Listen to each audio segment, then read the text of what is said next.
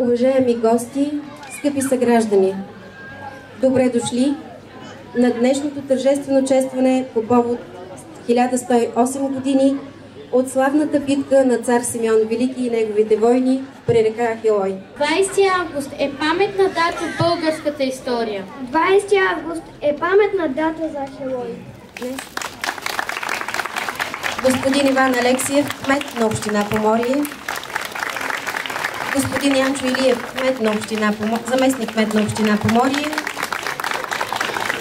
господин Ивайло Душев, кмет на град Каблешково, господин Антон Карабашев, директор на исторически музей град Поморие, Илиян Щерев, общински съветник от град Ахелой. Вечно ю памят, вечная память, вечная память. Скъпи жители и гости на Ахелой, днес отбелязваме 1108 години от славната битка при река Ахелой, една от най-великите победи на България. Тук, край нашия град, цар Симеон Велики поведе българската войска към триумф, който отекна из цяла Европа. Носете България в сърцата си, защото бъдещето е в нашите ръце. Честит празник! Днес, 1108 години по-късно, ние сме тук, за да отдадем почет на великото дело на цар Симеон, но и да не забравяме уроците на историята, че когато сме заедно, когато сме единни, когато имаме кауза, България е велика. Бог да пази България и честит празник!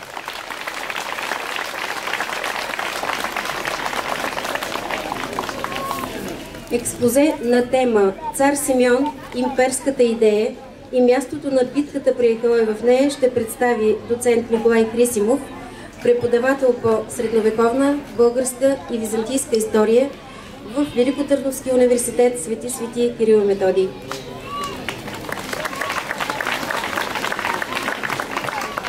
Дами и господа, скъпи гости, такива като мен.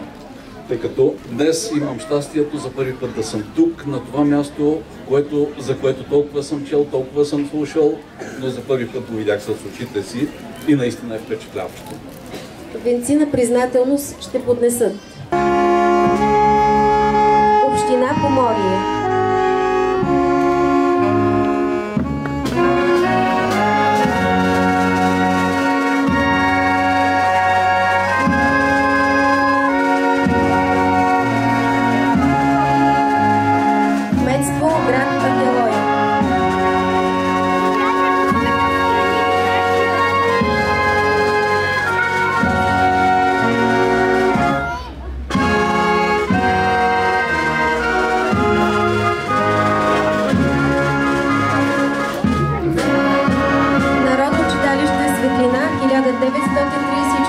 град Ахелой.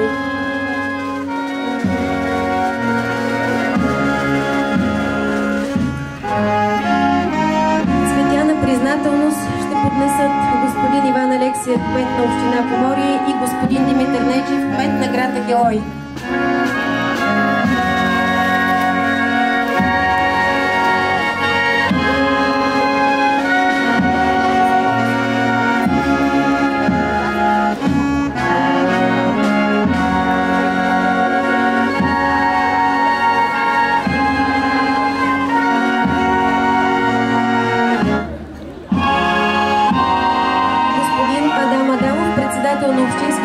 Поморие и господин Янчо Илиев, заместник кмет на община Поморие.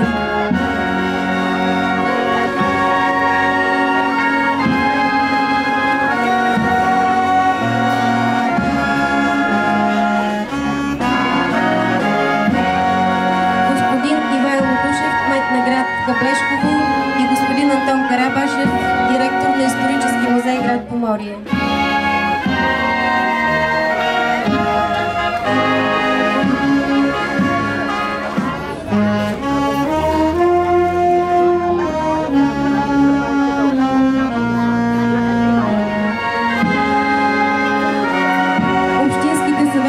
Никола Брашев и Петя Арнаудова от град Поморие.